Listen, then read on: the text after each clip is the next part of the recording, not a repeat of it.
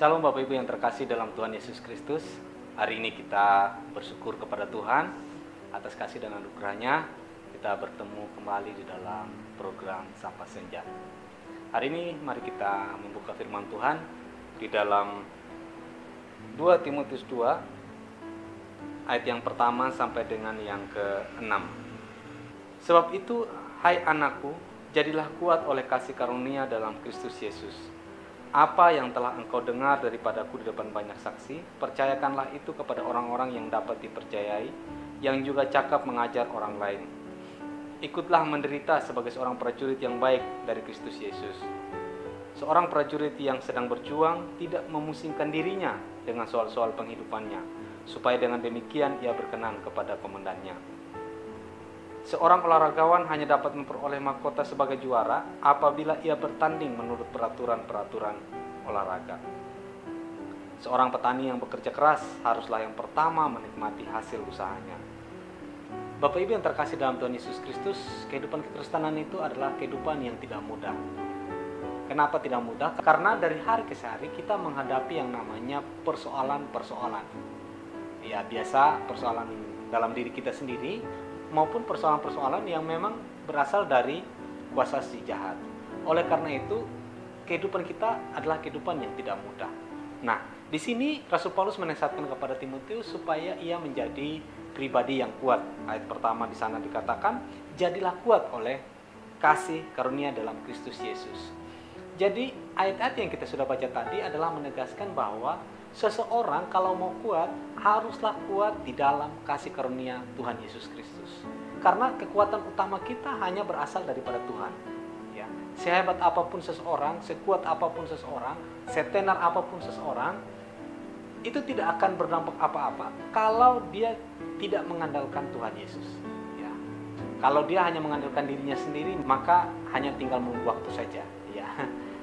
Nah, kehendak Tuhan dalam kehidupan kita sebagai orang percaya adalah kita menjadi pribadi-pribadi yang kuat. Lalu bagaimana kita menjadi pribadi yang kuat di dalam Tuhan Yesus?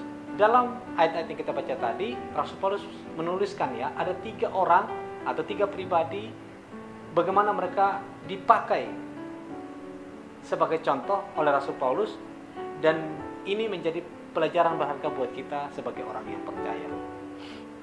Contoh yang pertama adalah prajurit. Ayat yang ketiga, ikutlah menderita sebagai seorang prajurit yang baik dari Kristus Yesus. Seorang prajurit yang sedang berjuang tidak memusingkan dirinya dengan penghidupannya. Ya, dengan soal-soal penghidupannya. Artinya apa di sini? Artinya dia hanya fokus kepada tugas utama dia sebagai seorang prajurit.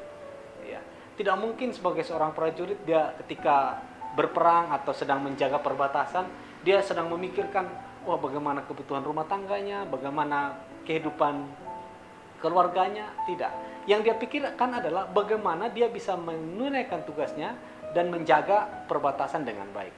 Nah, disinilah yang diperlukan adalah fokus. Ya. Fokus utamanya adalah pekerjaannya. Ya. Dia tidak memusingkan diri dengan apapun, bahkan tentang kehidupannya. Nah, kehidupan kekristenan juga harus seperti seorang prajurit. Kalau kita mau ingin kuat, ya kita harus sebagai seorang prajurit. Kita hanya fokus kepada Tuhan. Ya. Soal apapun di dalam dunia itu adalah soal bukan urusan kita lagi, gitu ya. Itu urusannya Tuhan. Ya.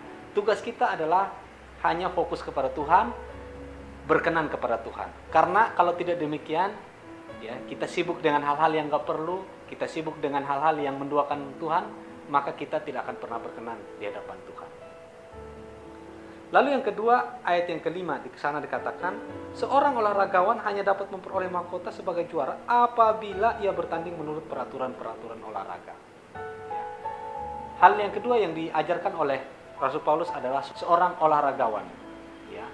Seseorang olahragawan tidak akan diberikan medali kalau dia tidak bertanding menurut peraturan-peraturan olahraga. Nah, maksudnya apa di sini? Rasul Paulus ingin menuliskan bahwa kehidupan kekristenan itu ada rule-rule, ya, ada aturan-aturan yang mesti diikuti agar kehidupan kita itu menjadi pribadi yang kuat. Ya. Nah, aturan-aturan apakah yang hendak disampaikan oleh Rasul Paulus adalah aturan firman Tuhan. Ya. Alkitab sudah dituliskan untuk kita sebagai pedoman, sebagai aturan. ya untuk kita menjalani kehidupan kita hari lepas hari. Oleh karena itu, pedoman atau panduan hidup kita adalah firman Tuhan. Kalau kita hidup sesuai dengan firman Tuhan, kalau kita menjalankan aktivitas kita sesuai dengan aturan-aturan yang sudah ada di dalam firman Tuhan, maka kita akan menjadi pribadi-pribadi yang memperoleh mahkota. Ya, kita akan menjadi seorang pemenang, di mana seorang hanya bisa dikatakan juara, ya, mendapat mahkota kalau dia bertanding, ya, sesuai dengan peraturan-peraturan yang berlaku. Lalu pribadi yang ketiga adalah di ayat yang ke-6. Seorang petani yang bekerja keras harus yang pertama menikmati hasil usahanya. Ya. Contoh ketiga yang dituliskan oleh Rasul Paulus adalah seorang petani. Ya. Saya seorang petani. Keluarga saya juga berasal dari petani. Nah, saya tahu betul bagaimana untuk mendapatkan hasil yang maksimal, maka kuncinya hanya satu, yaitu kerja keras. Ya. Kerja keras. Nah, tidak mungkin yang kita tanam itu akan tumbuh dengan sendirinya. Ya. Memang kalau disebar begitu bisa tumbuh, tetapi pertumbuhannya itu tidak maksimal. Oleh karena itu, yang dibutuhkan adalah kerja keras. Mulai dari membajak sawah, mulai memberikan air, sampai bahkan menjaga dari hama, ya, seperti tikus ataupun burung.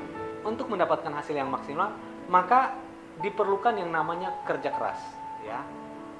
Nah, kehidupan kekristenan juga seperti itu. Kalau kita ingin menjadi kuat di dalam Tuhan, ya, ingin menikmati apa yang Tuhan janjikan, maka kuncinya adalah kerja keras. Kita tidak mungkin hanya santai, duduk leha-leha, enggak. Tetapi firman Tuhan mengatakan kita harus bekerja keras. Ya. Kalau kita bekerja keras, maka otomatis kita akan menjadi orang-orang yang menikmati hasil ataupun berkat yang daripada Tuhan. Ya, di samping kerja keras, kita bekerja secara cerdas. Yang pasti apapun yang kita lakukan, semuanya untuk hormat dan kemuliaan Tuhan. Oleh karena itu, pelajaran pada sore hari ini memberikan kita kekuatan agar kita menjadi orang-orang yang kuat. Caranya ya kita belajar dari seorang prajurit, kita belajar dari seorang olahragawan, dan juga kita belajar dari petani. Kiranya firman Tuhan pada sore hari ini memberkati kita. Shalom.